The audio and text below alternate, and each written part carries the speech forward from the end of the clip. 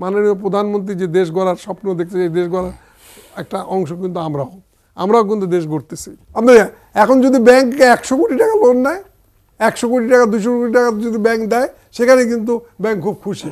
আর 1 কোটি 1.5 কোটি লোন নিয়ে ছোট নিয়ে এই কাগজ দাও, এই দাও, আর ওই যে লোক লোন নেবে, ধরেন একজন স্কুলের মাস্টার, সে কিছু টাকা পাইছে, যায় ব্যাংকে যাবে, ডেলি যায়, ডেলি 3-4 দিন যাওয়ার পর স্যান্ডেল ছিঁড়ে যাবে, জুতা ছিঁড়ে যাবে, তো ওই আর পরে আর ওই লোন নিতে যায় না। লিয়াকত আলী ভূঁইয়া যেটি নিয়ে আলোচনা করছিলাম, লিয়াকত ভাই যেটি আমাদের আনোয়ার ভাই বলছিলেন আর্থিক প্রতিষ্ঠানের কথা, আর্থিক প্রতিষ্ঠান আমি একটা জিনিস আমাদের প্রশ্নের আগে আমাদের একটা ব্যাপারে আমি একটু সাবেক চেয়ারম্যান এনবিআরের তাতে আমি বুদ্ধি নেব, আমি কোনো মানে আইডিয়াটা নেব আর কি। আমার মাননীয় চেয়ারম্যান, আমরা বিসিসিআই, রিহাব, এনবিআর এবং পূর্ত মন্ত্রণালয় আমরা একটা কমিটি করে একটা সুপারিশ করা হয়েছিল 5 বছর আগে। 5 বছর আগে করা হওয়ার পরে সেখানে আমরা বুঝাইতে সক্ষম হয়েছিলাম যে আমাদের যে রেজিস্ট্রেশন ফিটা, আমরা যে ফ্ল্যাট রেজিস্ট্রেশন হয়, এটা কিন্তু টোটালি বন্ধ, প্রায় অলমোস্ট বন্ধ আর কি, বিকজ ওই রেজিস্ট্রেশন হাই থেকে এটা হয় না। এখানে অনেকগুলো ট্যাক্স থাকে, গেইন ট্যাক্স আছে, বিভিন্ন ট্যাক্স মিলায় প্রায় 12 থেকে 14% আর কি খাতোয়ারি মানে জায়গা ইয়েতে। তখন এইটাকে 7% করা হলো। আমাদের সবাই মতামত নিয়ে এনবিআর কিন্তু চেয়ার করছে আর কি, এনবিআর একজন মেম্বার বা এরকম কেউ হবে আর কি, ওইটা এনবিআর মানলো। এইটা আমরা লাস্ট 5 বছর ধরে চেষ্টা করতেছি, এটাকে আমরা বুঝালাম যে এইটা যদি 7% করে দেওয়া হয়, তাহলে আপনাদের রেজিস্ট্রেশনটা বেড়ে যাবে, সরকারের অনেক টাকা আসবে, প্লাস কি বলে, এই যে ধরেন ওনার একটা ফ্ল্যাট উনি রেজিস্ট্রেশন করতেছে না, উনি তো মারাও যেতে পারে, একটা লিটিগেশনের ব্যাপার থাকতে পারে, এটা কে মালিক হবে, তো অনেকগুলো আমরা জিনিস বোঝানোর পর তারা বুঝছে, এবং টাকার অঙ্কও বেড়ে যাবে, হয়তো ডবলও হবে, কিন্তু এটা কোনোবারই ইমপ্লিমেন্ট হয়। এবারও আমরা বলতেছি, কেন এটা আপনি থাকলে কি করতেন? আমার কাছে এটাই প্রশ্ন, যেহেতু আজকে আপনাকে পেয়ে গেলাম, এই জন্য যে এটা কি আসলে আমরা কোন অন্যায় হচ্ছে নাকি, আপনি থাকলে কি করতেন, বা এনবিআর কিন্তু ইনভলভ এই ইয়েতে, এটার আসলে যৌক্তিকতা আছে কিনা, বা এরকম এটা কি যৌক্তিকতা আছে কিনা। আমি থাকলে কি করতাম, এটা তো ইফস এন্ড বাটসের উপর নির্ভর করে। আমার প্রথম জবাবটা হবে, আপনাদের সেই বৈঠকে আমি যদি প্রতিনিধিত্ব করে রাজি হয়ে আসি। আপনি তো রাজি হয়েছেন, হ্যাঁ, মানে আপনার প্রতিনিধি তো রাজি হয়েছে। আমি যদি রাজি হয়ে আসি, আমার প্রতিনিধি মানে তো আমি রাজি হয়েছি, তো আমি রাজি হয়ে সেখানে যদি মিনিটসে সই করি, আমি থাকলে আমি এটা ইমপ্লিমেন্ট করতাম, কারণ আমি কমিটমেন্ট, তো আমি তো রাজি হয়েছি। এখন আমি ডেভিয়েট করছি কেন আমি জানবো না। তো আমি যদি বৈঠকে থেকে রাজি হই, বুঝে শুনে তো রাজি হয়েছি, আমি ইমপ্লিমেন্ট করতাম। এখন কেন করছি না বলতে পারবো না, পরিষ্কার কথা, কারণ আমি রাজি হওয়ার সময় তো চিন্তা ভাবনা করে রাজি হয়েছি, এখন করবো না কেন? তাহলে এটা হইল কমিটমেন্ট ফেল করতেছি, একটা জিনিস করার রাজি থেকে সরে আসলাম, এটা ঠিক না। এটা এখন আমি যেটা জবাব দিতে নাই, এখন দেখেন আমি যেটা বলি, এটা আমি সবার জ্ঞাতার্থে বলতে চাই যে যেহেতু আমি আমার সেক্টর সম্বন্ধে বলি আর কি, আমার এই সেক্টরটা কিন্তু আপনার এই রিয়েল এস্টেট সেক্টরটা, এটা কিন্তু জাতীয় অর্থনীতিতে একটা বিরাট ভূমিকা রাখে। শুধু আমি একলা না, এর সাথে কিন্তু অনেকগুলো সেক্টর জড়িত। এবং আপনি দেখেন, অন্ন, বস্ত্র, বাসস্থান, এই 3টা জিনিস ছাড়া কিন্তু আপনি কোনো কিছুই আপনি করতে পারবেন না। তো এই বাসস্থানটা আমরা করতেছি, এবং এই যে আপনি ঢাকা বলেন, কক্সবাজার বলেন, আজকে আমি একটা খালি উদাহরণ দিই, আমরা যদি কক্সবাজার না যেতাম, আমরা যদি ওখানে হোটেল না করতাম, এই যে আপনি শীতের মধ্যে কিন্তু প্রত্যেক শীতে কিন্তু ওখানে এখন পাওয়া যায় না, কি বলে, রুম পাওয়া যায় না। আর আমরা না গেলে কি অবস্থা হতো, এই টাকাগুলো কোথায় চলে, সব তো ব্যাংকক, কলকাতা, অন্য জায়গায় চলে যাবে। এই যে লোকগুলারে আমরা ওখানে নিয়ে যাচ্ছি দেশে, এবং সাথে সাথে দেশের অর্থনীতিটাকে আমরা চাঙ্গা করতেছি। আমাদের এই সেক্টরটা, এটার সাথে কিন্তু অনেকগুলো সেক্টর জড়িত। তা আমি মনে করি যে এই সেক্টরের সাথে আগামীতে যে দেশ, এখন মাননীয় প্রধানমন্ত্রী যে দেশ গড়ার স্বপ্ন দেখছে, এই দেশ গড়ার একটা অংশ কিন্তু আমরাও কিন্তু দেশ গড়তেছি।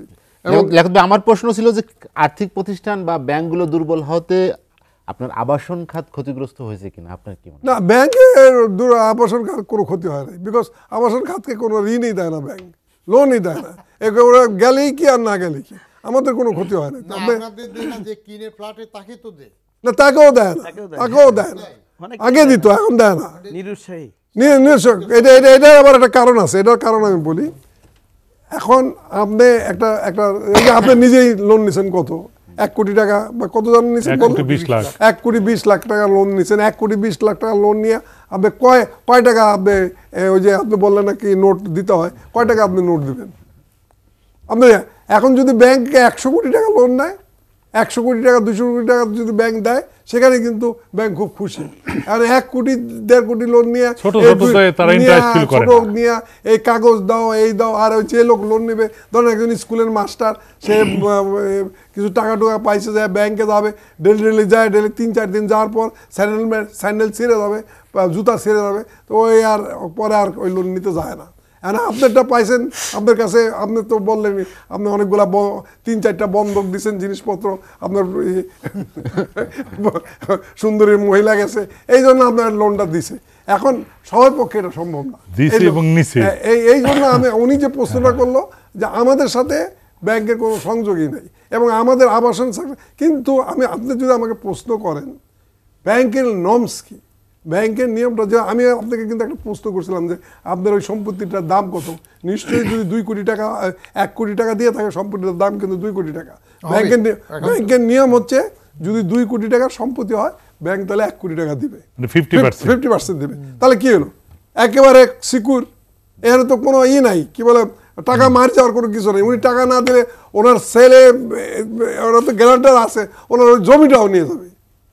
উনি যদি টাকা ঠিক মতো না দেয়, যে জমি রাখছে, জমিটাও তো নিশ্চয়ই মর্টগেজ দিচ্ছে না, তাছাড়া তো দিবে না। এখন তারপর আপনি আমাকে এই কোনো আসবে যে টাকা দেয় না কেন, একটাই কারণ, এখানে এই কারণে টাকা দেয় না। ওই আপনি 2 লাখ 3 লাখ টাকা নিয়ে এত ঝামেলার মধ্যে ব্যাংক যাইতে চায় না।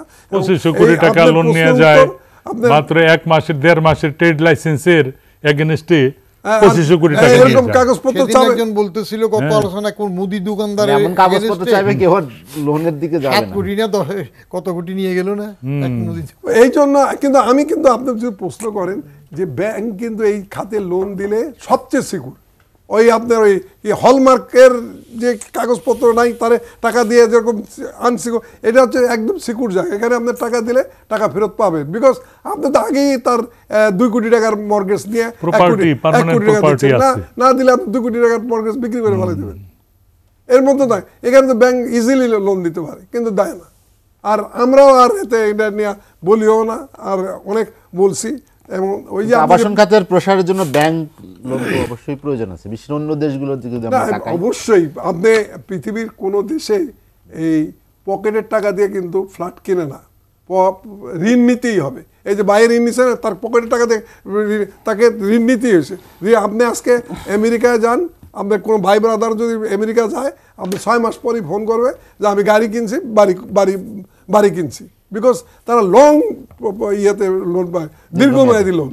একটা লোন দিলে যখন 1 কোটি টাকা দিতে হবে 20 বছর পরে, আবার সুদের হার কম, সুদের হারও কিন্তু কম, তাতে তার গায়ে ওইখানে সিস্টেম আছে, মানে ভাড়ার টাকা লিমিট আছে, কার কত সে ভাড়ার টাকা দিয়ে ইয়ারলি আর্নিং কেমন, বাড়ি কিনতেছে, মানে ভাড়ার টাকা দিয়ে সে বাড়ি বানাচ্ছে, থাকতে পারছে। জি, ওয়ালটন ফ্রিজ কিনে অনেকের মতো আপনিও হয়ে যেতে পারেন মিলেনিয়াল, সেরা পণ্যের সেরা অফার। লিয়াকত আলী ভাই, আমরা যেটা নিয়ে আলোচনা করছিলাম, আমরা আলোচনা শেষ দিকে চলেছি। লিয়াকত ভাই, আবাসন খাতে বা আপনার রিয়েল এস্টেট যে বিজনেস, সেখানে আসলে কি প্রস্তাবনা থাকা উচিত এই বাজেটে, বা কেমন সুযোগ চান? আমরা তো অনেকগুলো প্রস্তাব দিছি, তার মধ্যে মানে আমরা বলতে কি, আমরা তো নতুন নির্বাচন করে আসছি, এর আগে প্রশাসক প্রস্তাবগুলো দিয়ে গেছে। তার মধ্যে এই যে আমি যে রেজিস্ট্রেশন ফির কথা বললাম, এটা সেকেন্ডারি মার্কেটের একটা ব্যাপার আছে। সেকেন্ডারি মার্কেটটা ভাইও একটু বলে দিই, এটা সেকেন্ডারি মার্কেট বলতে গাড়ি যেরকম আপনার নতুন গাড়ি কিনলে একরকম ট্যাক্স, আবার আপনার গাড়িটা যখন বিক্রি করবেন তখন কিন্তু অনেক কম ট্যাক্স কিন্তু আপনি যে চেঞ্জ করবেন রেজিস্ট্রেশন ফিটা, মানে গাড়ি যখন নতুন কিনতেছেন তখন কিন্তু অনেক, কিন্তু গাড়ি যখন হাত বদল হচ্ছে তখন কিন্তু কম। আমরাও তাই বলতেছি যে ফ্ল্যাটগুলো যখন বিক্রি হবে দ্বিতীয়বার তৃতীয়বার, তখন একটা মিনিমাম করে দেওয়া হোক, তাহলে কিন্তু ফ্ল্যাট কেনা বেচা হবে। কিন্তু এখানে দেখা যায় যে প্রথম ফ্ল্যাট কিনতে যেই রেজিস্ট্রেশন ফি, দ্বিতীয়বারও তাই, তৃতীয়বার তাই। এইটাকে আমি বলতেছি এটা যদি করা যায় তাহলে একটা এখানে সেকেন্ডারি মার্কেট হবে, মানে এখানে গাড়ির মার্কেটের মতন সেকেন্ডারি মার্কেট হবে, মানে গাড়ি কেনা বেচা যেরকম হয় পুরান ফ্ল্যাট কেনা বেচা হবে, তাতে বেকার সমস্যাও দূর হবে। এটা আমরা বলতেছি যে এইটা করলে মানে এই ইগুলা কি বলে ফ্ল্যাটের সেকেন্ড বিক্রিটা বাড়বে। বাড়বে আর কি। তো যেহেতু সময় নেই, আমি বাইকে এনভিআরএমেন্ট চেয়ারম্যান মহোদয়কে এই প্রশ্নটাও করতাম যে আপনি হলে এটা কি ছাড় দিতেন কিনা, তো এখন তো সময় নাই। মানুষের আর কত প্রশ্ন করবে। যাই হোক, তো এই জিনিসগুলো আমরা চেয়েছি। আর তা রেজিস্ট্রেশনের কথা তো বললাম যে আমাদের রেজিস্ট্রেশন ফি কমাবার কথা তো আগেই বলছি, এই ধরনের এইগুলো চাইছি। লিয়াকত আলী ভূঁইয়া, আপনাকে অসংখ্য ধন্যবাদ।